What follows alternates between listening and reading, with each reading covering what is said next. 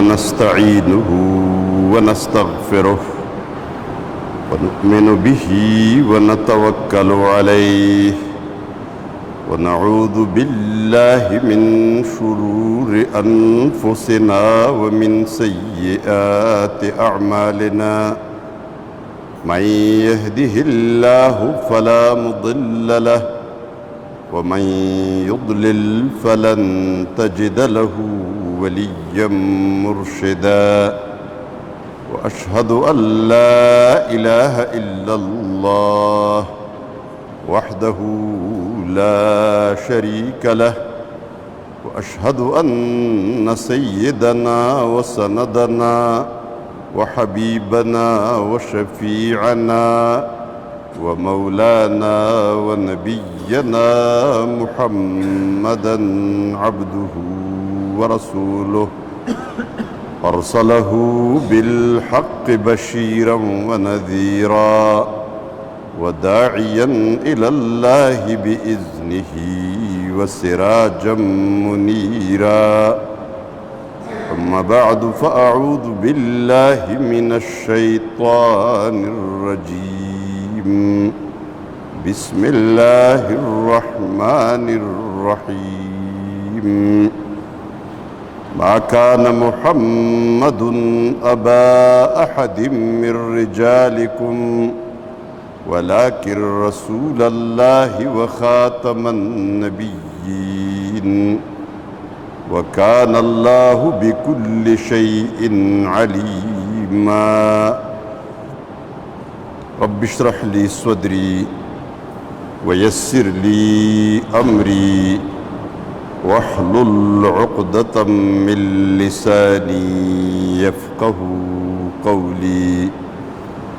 سبحانك لا علم لنا إلا ما علمتنا إنك أنت العليم الحكيم اللهم صل على سيدنا محمد وعلى آل سيدنا محمد كما صليت على سيدنا إبراهيم وعلى آل سيدنا إبراهيم إنك حميد مجيد دير محترم او عزت مندو مشرانو همزولو کشرانو د نبی کریم صلی الله علیه و آله وسلم دی دنیا ترا لېږل او د انبیاو یو لویه سلسله د هغې نه مخکې پوره کېدل دا په خپله بنیادي یو مقصد او هدف لري الله تبارک و تعالی کم کارم کی نو الله حکیم دی د هغه یو کارم د حکمت نه خالی نه نو د رسول را لېږل دنیا ته د رسول یو لوی پراسس هغه ته وحی راتلل هغه ته احکام ورکول په خلکو باندې هغه فرض کول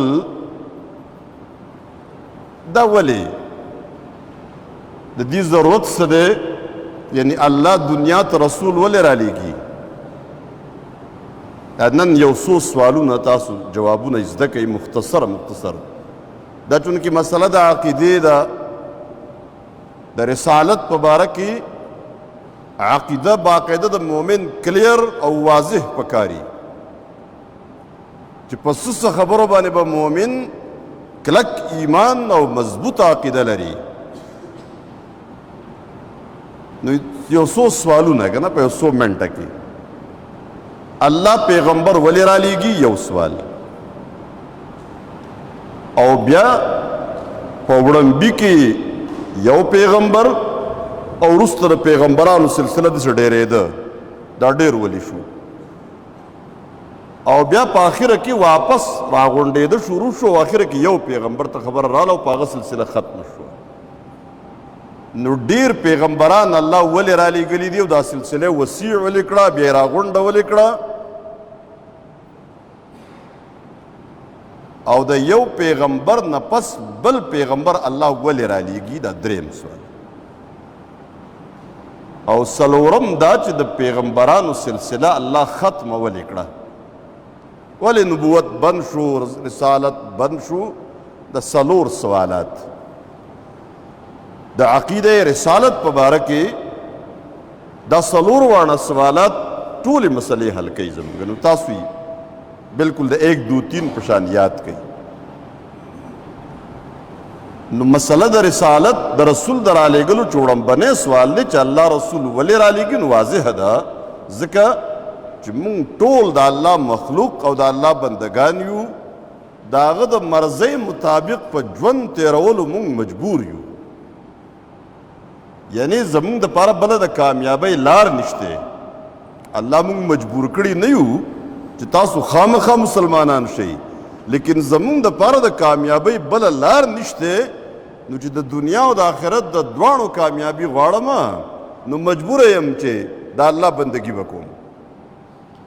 ځکه څوک چې نه کوي هغه تباه کیږي. نو چې مونږ د الله بندگان یو نو بندگی څنګه وکړو دا مونږ ته پته نشي لګېدی، نشو معلومولی په خپله. د الله نه څوک تپوس نشي کولی چې ته ما ته وښایه ستا مرضي څه ده چې زه هغسې کار وکړم. دا زمونږ د وس خبره نه ده. زمونږ صلاحیت فطري طور دا نه دی چې مونږ د الله تبارک وتعالی سره مخامخ خبرې وکړو. موسی علیه السلام دا مونږ ته یو نمونه الله ښودلی که نه، نو هغه ته یو الهام وکړو چې تپوس وکړه، مطالبه وکړه چې خلکو ته پته ولګي د الله لیدل په دنیا کې ممکن نه دي، خبرې کول څنګه لیدل ممکن نه دي. نو یو جلک الله تبارک وتعالی د تور غر ته وښوده، یو عکس وښوده. تجلی دې ته وایي که نه، یو عکس دا چې برای راست ونه ښیي ورته، یو شیشه ولګي او په شیشه کې ته وینې. نو د برای راست لیدونه په شیشه کې لیدل دا لږ سپکي، نو سړي تصویر ګورې او بل طرف ته په حقیقت کې ګورې، نو دواړو کې فرق وي.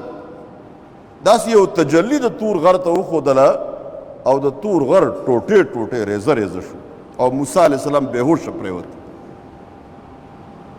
نشي لیدی که نه، الله نشي لیدی.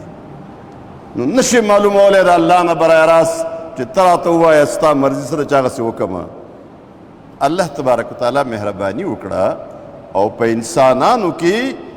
یو انسان او یو بشر منتخب کو او هغه ته خپل ټوله مرضي د عبادت ټولې طریقې وښودلې. جبریل یې راولېږو او خپل دین او خپل قانون مکمل هغه ته وروښوده، دا بندگانو ته وښایه. د رسولانو ډیوټي دا ده چې د الله د مرضۍ مطابق د بندګۍ چل بندگانو ته وښایي، د الله ټول قانون بندگانو ته ایکسپلین کی، واضح کی ورته چې څه شک شبه پاتې نشي. او دا بشر ذکر راولېږه ضمني یو سوال چې الله رسول بشر ولې رالیږي. بشر یې ذکر راولېږه چې که فرشته وی نورانی مخلوق وی زمونږ دپاره ممکن نه وه چې مونږ د هغه سره ژوند تېر کړی وی، د هغه په مرضۍ چې لیدلي وی. ته یو پړق کې الوځې اسمانونو ته رسې، نو ته ما ته وی سفر وکړه، تبوک ته لاړ شه، جنګ وکړه، تا خو نه څوک وجلی شي، بل نه ته وږی کېږي نه تږی کېږي. نو زمونږ خو صاحب ضرورتونه دي، نو اطاعت نشو کېدی ځکه الله بشر پیغمبر راولېږه او هغه ته خپله ټوله مرضي وښودله او هغه مونږ ته بیان کړه. بیا سلسلې زیاتې ولې شوې. اول کې انسانان لږو، آدم علیه السلام او بچي، یوه علاقه یو ځای، انسانان ډېرېدل شروع شو، د یوې علاقې نه بلې ته رسایي نه کېده. نو الله تبارک وتعالی هرې علاقې ته پیغمبر راولېږه. څومره سلسله ډېرېده نو پیغمبرانو تعداد زیات شو. بیا دا ګلوبلایزیشن شروع شو، د 2 کلو د 3 علاقو یو بل سره رسایي اسانه شوه، سلسله بیرته محدود شوه او اخره کې ټوله دنیا ګلوبل ویلج شو. نو ته ورته په 14مه صدۍ کې ورسېدې، بلکې 20وي صدۍ کې 20وي صدۍ کې ورسېدې چې دنیا ګلوبل ویلج دی. الله تبارک وتعالی د دې د ګلوبل ویلج کېدو اعلان هغه وخت وکړو چې ټولې دنیا ته یو پیغمبر راولېږو. مکه مکرمه د دنیا مرکز وګرځو او یو پیغمبر راولېږو یو کتاب تر قیامته پورې چې دنیا اوس یو کلی دی نو دا سلسله ډیره ځکه شوه او بیا واپس محدود ځکه شوه ضرورت نه و د ډیرو پیغمبرانو ټولې دنیا ته یو پیغمبر کافي دی او د یو پیغمبر نه پس الله بل ولې رالیږي نو څلور خبرې پکې زده کوي پیغمبر الله بل اله رالیږي چې کله یو علاقې ته پیغمبر اډوتلی نه وي داسې علاقه او داسې ځای دی چې اډو پیغمبر ورته راغلی نه دی نو الله ورته بل پیغمبر لیږلی دی او دا د الله طریقه ده د دې دپاره چې پیغمبر لاړ شي ځکه الله د پیغمبر د لیږلو نه بغیر قومونو العذاب نه ورکوي دا اصول دی مسلمه اصول دا الله تبارک وتعالی سنت دا الله دی وما كنا معذبین حتی نبعث رسولا مونږ اسې عذاب نه ورکوو چاله چې پیغمبر به ورته نه یې لیږلی نو پیغمبر ولیږو نو چې انکار وکړي هله عذاب ورکوو بیا دویم خبره ده چې د یو پیغمبر تعلیمات پیغمبر راغلی لیکن تعلیمات خلکو هیر کړي دي نو الله بل پیغمبر را لږي چې ور یاد کړي دریم دا چې پیغمبر راغلی او تعلیمات هم راغلي خلکو پکې تبدیلی کړي دي تحریف یې کړی لکه بني اسرائیلو چې کړی نو الله بل پیغمبر را لږي چې اصل دین ورته تازه کړي یا دا ده چې د یو پیغمبر د مدد دپاره د بل پیغمبر ضرورتي لکه موسی علیه السلام درخواست وکړو چې زما سره هارون علیه السلام ملګری کا نو الله ملګری کړو سوره یاسین کې الله فرمایي که نه مونږ دوه پیغمبران ولېږل یو علاقې ته اذ ارسلنا الیهم اثنین فکذبوهما فعززنا بثالث مونږ دوه پیغمبران ولېږل نو هغه کمزوري شو هلته خلک دومره غالب شو مونږ د دیو تایید په دریم پیغمبر هم وکړو نو د یو پیغمبر د مدد دپاره ضرورت وي د بل پیغمبر او یا ده چې د دې دریو واړو خبره نه وي د پیغمبر تعلیمات موجود دي تحریف نه دی شوی خلکو هیر کړي نه دي د پیغمبر د مدد دپاره د بل پیغمبر ضرورت نشته نو بیا حاجت نشته که نه اوس تاسو وایئ الله په آخري پیغمبر سلسله ولې ختمه کړه د پیغمبر تعلیمات یعنې نن سبا په دنیا کې څوک دا نشي ویلی چې موږ ته پیغمبر نه دی راغلی د دین مکمله سلسله ټولې دنیا ته رسېدلې ده او که څوک انکار کوي نن سبا ځکه نشي کولی چې په انټرنیټ باندې هم هر څه موجود دي مکمل قرآن تفسیر ترجمه حدیث تشریحات چې څه دي ټول موجود دي څوک بې خبره نه دی د پیغمبر تعلیمات خلکو هیر کړي نه دي قرآن او سنت بالکل په اصلي حالت کې موجود تحریف پکې نه دی شوی او نه کیدی شي دا ځکه چې الله آخري پیغمبر را لیږه نو انتظام یې داسې وکړو چې تحریف به نشي کیدی د قرآن کریم الفاظ معانی په مخکینو کتابونو کې تحریف ځکه آسان و خلکو ته چا به د پیغمبر خبرې وي معانی به د الله له طرفه راله الفاظ به د پیغمبر و لیکن د قرآن کریم دپاره الله انتظام داسې وکړو چې وهو اسم للنظم والمعنى جمیعا دا قرآن الفاظ هم د الله دي او د دې معانی هم د الله دي ځکه د دې د الفاظو په شان یو لفظ نشي برابرولی که ته به لفظ به جوړ کړمه که نه لفظ د عربي لیکن دغه لفظ چې په قرآن کریم کې په کم سیاق او په کم سلسله کې راغلی دی د دین اخوا ته که بل ځای ته داسې کلام نشي برابرولی د دنیای جهان خلکو کوشش کړی دی چې د قرآن کریم په شان کلام جوړ کړي الله فرمایي الله اعلان کړی انا نحن نزلنا الذکر وانا له لحافظون مونږ قرآن نازل کړی دی او حفاظت به مونږ کوو نو خلک وایي په امریکا کې قرآن جوړیږي په برطانیه کې جوړیږي مونږ ورته وایي د دې فکر مه کوه امریکې والے یو ځل قرآن جوړ کړی ډېره مخکینۍ خبره ده نو په بازار کې خرڅو نو دکاندار ته سړی ورغلی قرآن شریف راکه نو هغه ورته وایي کم یو قرآن درکړمه نو هغه وایي قرآن خو یو کې وایي نه نه یو هغه د الله هغه دی یو هغه دلته چې د خلکو جوړ کړی دی د هغې په شان کلام نشي کېدی ته عمل ته تیار شه کار وکړه د قرآن الفاظ په دې کې څوک تحریف نشي کولی دا الله تنظیم کړی او سنت هم محفوظ دي دا هیڅ شک شبه نشته په سنت کې دا کوششونه ډېر مخکې خلکو په وړاندې صدۍ کې کړي وو چې حدیث مشکوک وګرځوي چې دا ضعیف دي په دې کې فضول خبرې دي او صحیح جوړ کړه 4,000 څخه کم زیات حدیث یې جوړ کړي وو دا د حدیثو دشمنان د اسلام دشمنان او دنه د حدیثو ذخیرې ته ورنه نیسته دا فرقه سبایه د عبدالله ابن سبا یو فرقه وه باقاعده علماو پوه خلکو د امت محدثینو ته پته ولګېده علماو ته دوه علوم تیار شو علم الجرح والتعدیل او علم الاسماء والصفات یعنی اسماء الرجال د حدیثو د راویانو ټول ژوند هغوی محفوظ کو تاریخ پیدایش تاریخ وفات سبق شاگردان استادان سفر علم مکمل او د هغې نتیجه دا شوه چې دغه قاعدې جوړې کړې که نه علوم دوه دا یې ورته کېښودي حدیث یې ټول راوستل په دې باندې کې هغه چاند پټک شروع شو دیو چې څومره حدیث ور دننه کړي وو هغه ټول اعتبار راویسته نو 4,000 تعداد جوړ شو دا یې واپس دیو له هدیه ورکړه دا دروالی ستاسو حدیث دي احادیثو کې چې کوم ضعیف نن سبا ویلی کېږي نو دا ضعیف داسې نه چې دا حدیث نه دی د بل په نسبت باندې د ده سند لږ کمزوری دی د دې وجې نه هغه چې قوي دی کله تعارض راځي نو په هغې کې اهمیت ورکړی کېږي هغې له چې سند قوي نور احادیث په صحیح 50,000 زیات احادیث دي ټول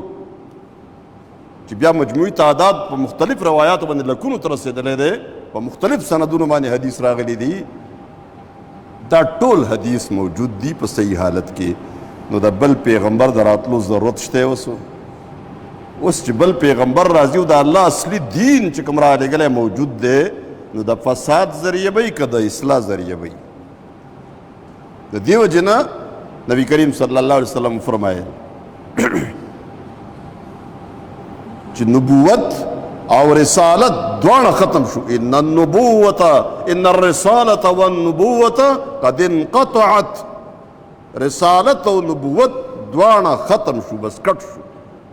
زما د راتلو نه پس نبوت ختم شو رسالت هم فلا نبی بعدی ولا رسولا زما نه پس به نه بل نبی راځي نه به بل رسول راځي او فرمایي زما مثال یعنې د پیغمبرانو د سلسلې مثال داسې دی لکه یو بلډینګ چا جوړ کړو ډېر ښایسته بلډینګ لیکن په دې بلډینګ کې د یوې خښتې ځای خالي پاتې شو نو خلک راځي دا رسول الله صلی الله علیه وسلم خپله مثال ورکوي خلک راځي او دې بلډینګ نه تاویږي او صفت یې کوي ډېر ښایسته بلډینګ دی کاش دا یوه خښته پکې لګېدلې وې دا پکې نیمګړې ده نو فرمایي وانا تلک اللبنه او زم دقه خښته زه یم دا بلډینګ مکمل شو نو بل رسول به نه راځي نه به بل نبی راځي نو دا چې کوم غلام احمد قادیانی وایي مرزا غلام احمد قادیانی زویلی نبی بروزی نبی او چا پکې د ابن عربي حوالې پیش کول شروع کړي دي چې دا اکتسابي نبی او یو تشریعي نبی دی او یو نبوت عامه دی دا ټول بکواسات دی دي